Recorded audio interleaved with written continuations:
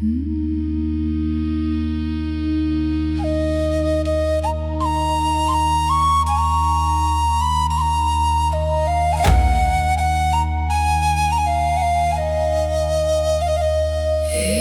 erste Rancher Namen trug, jeder erste Pfad durchs Dickicht schlug, stand einer drum im Nebelmeer und schaute über die Wälder her.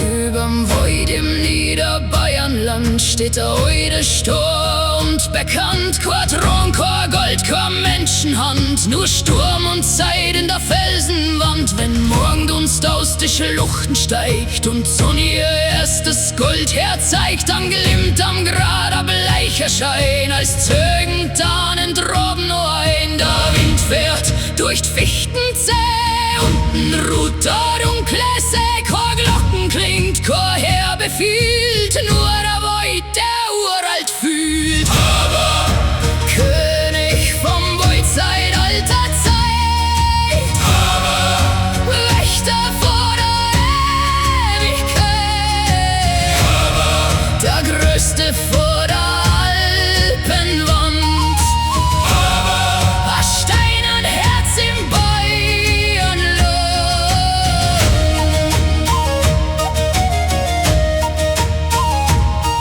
Da beseligt schwarz und starrt wie der Aug des Koalit mehr hat. Er spiegelt Wolken, Mond und Stern, doch gibt sein Geheimnis nimmer her. Schwingt rasend, treibt auf dunklem Grund, Nebel hängt am Wassermund. Und manchmal glaubst im kalten Schleier, es brennt noch als Opferfeier.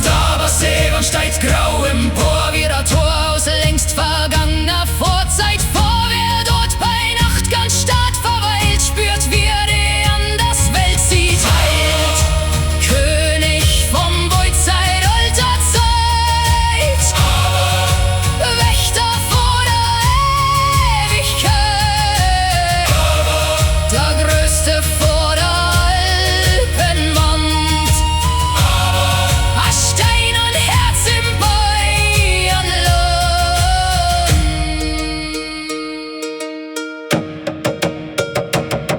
Arduikos, so heißt dein Klang, hoch und heut seid an Beginn an.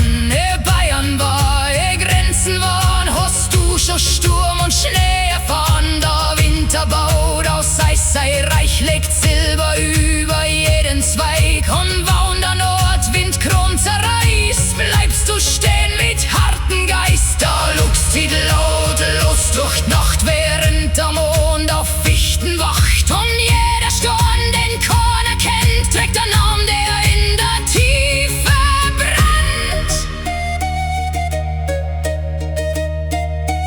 Arduikos, hoher Berg. Arduikos, alter Berg.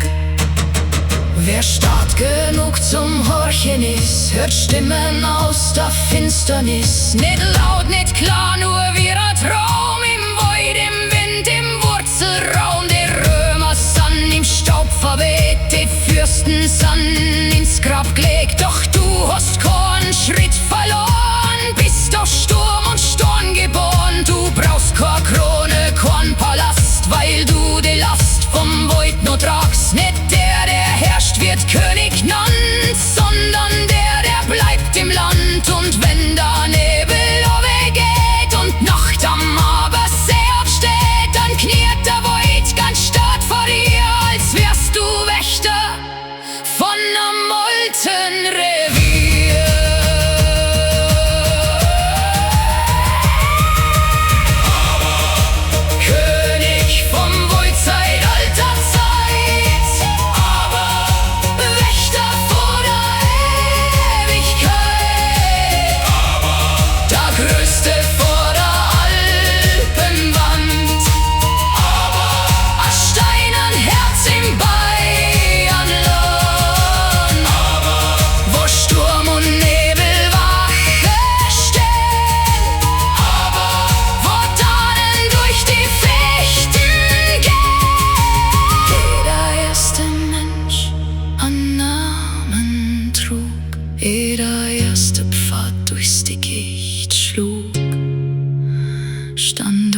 droben